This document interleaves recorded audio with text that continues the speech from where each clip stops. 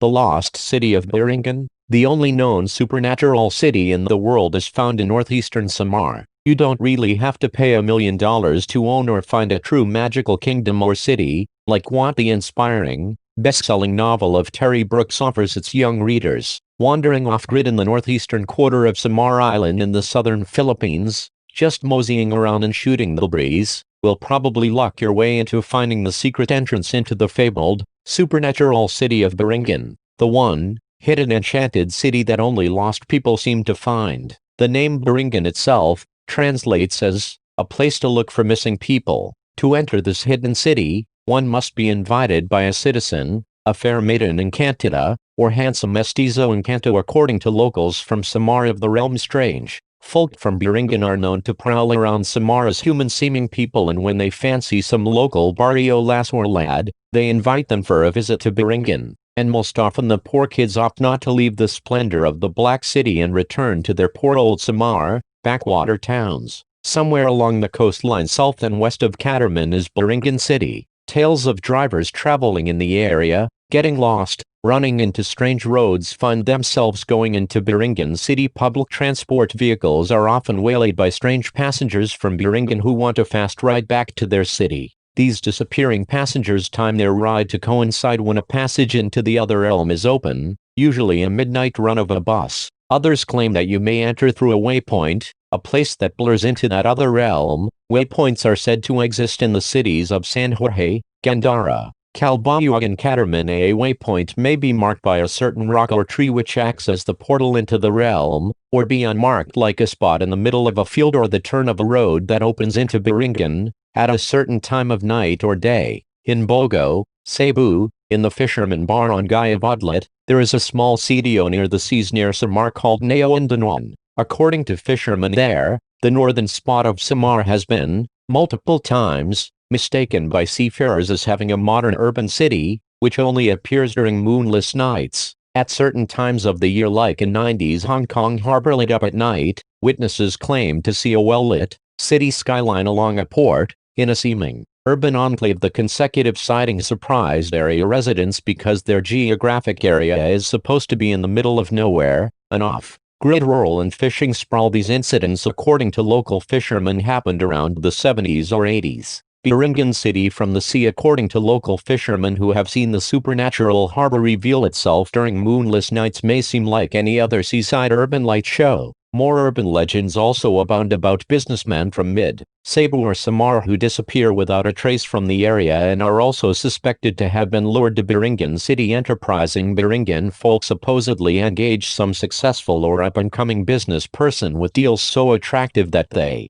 are lured to visit the enchanted city, and when given the choice to stay there or return to the drudgery of dog-eat-dog competition in the real world, they opt to stay in enchanting city of Biringan. Biringan strange folk just love stuff from our dimension. Hand-me-down tales about Biringan strange folk buying stuff from Manila or Cebu-based stores, from high-end appliances of furniture, all fully paid for in cold cash, with delivery addresses in Biringan, say that the deliveries led to dead ends after finding out that the persons who ordered the deliveries have long since been dead, but somewhere along the line, the purchases still get delivered to the Biringan address, and the vehicles, supposedly Kayas, vanish after 2 to 3 days, and the dealer knows for sure that the cars go where they were intended to be used, picked up surreptitiously by Biringan strange folk themselves. In the 60s or so, a big delivery of construction equipment, bulldozers, cement mixers, was dropped off at Tacloban port, fully paid for again in cash, but got stuck because the final drop-off was in Biringan City. The shipment was sent back to Manila, but the ship never returned and was believed to have delivered the goods to Biringan port during a late evening trip there. Some of these big-ticket deliveries are specifically scheduled at night to time the moment when a passage into the city is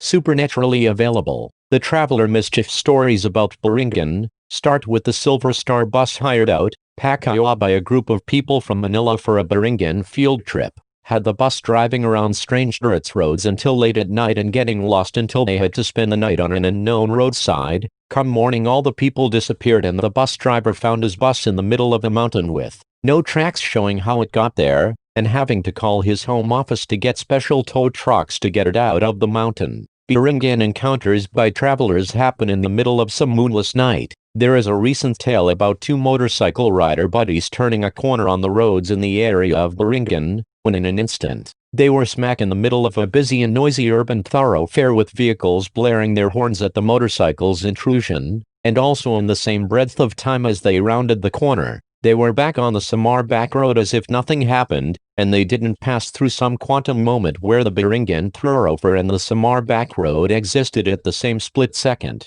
Biringan citizens are shapeshifters who live in a black city of lights, supposedly a city of Engkantos, which in itself is strange, because Engkantos live in the jungle by nature according to myth. The strange folk Biringans apparently have the taste for being urban chic. Biringan City, when you get there, is an unnerving sprawl of black edifices, black towering buildings and stadiums, even black cars, and their citizens all supposedly wear black, a contrast to the shining 90s Hong Kong city skyline on a moonless night when seafarers catch a glimpse of Biringan from the sea. There are other rumors of golden domes and garden arches and a modern gentrified look that would not be as different from parts of Manila, but the black, Gothic nihilist look seems to be what most visitors claim to have seen as true Norwegian black, just a pale reflection of another truly strange, supernatural reality right here in the tropical, Batuan Hip-Hop, Pinoy Islands down South Goth, Hip-Hop Pinoy Engkantos. Anyone? A Biringan city-bound delivery of cash paid Kia cars was supposedly made sometime in the early 90s, but beware, the folks from these parts, although fair, supposedly have no philtrum, the indentation between the nose and the lips that is a marker for a human being, and in Engkanto according to Pinoy folklore the Biringan folk will invite unsuspecting strangers into the city if they fancy them, then ask the human dupe to eat both a plate of white rice and black rice, both of which have no flavor. Engkantos are supposed to be repelled by salt, a universal purifying agent and ward against supernatural beings, and spices, garlic, onions, and ginger are supposed to repel supernatural beings to eating abusas, the kind of Pinoy Engkanto that offers black rice to its victims to turn them into busa foltu. Offering shall supernaturally change a human into one of them too according to Pinoy folklore. According to urban legend, a young woman named Carolina, supposed to be one of the richest supernatural beings from Biringan City, studied in Manila, and on her batch's graduation, invited her schoolmates for a graduation holiday trip to Biringan. 3 of Carolina's schoolmates went with her to Biringan and were never heard of again after some time. One of the missing women contacted her family to say that they need not worry anymore for she was in Biringan and doing well, having gotten married with a handsome citizen of the wonderful city of Biringan. This urban legend circulated as a social media post online. Carolina is also supposed to be a very powerful supernatural figure in Biringan City, such that a local playwright, who tried to use her name in his theater production, encountered almost the same strange mishaps that Macbeth, the Shakespeare play about witches and murder. Theater productions encounter accidents to actors fainting while praying the Lord's Prayer before a rehearsal. This story was documented by an old local TV talk show that features Pinoy trivia, a 1980s urban legend about Japanese gold hunters.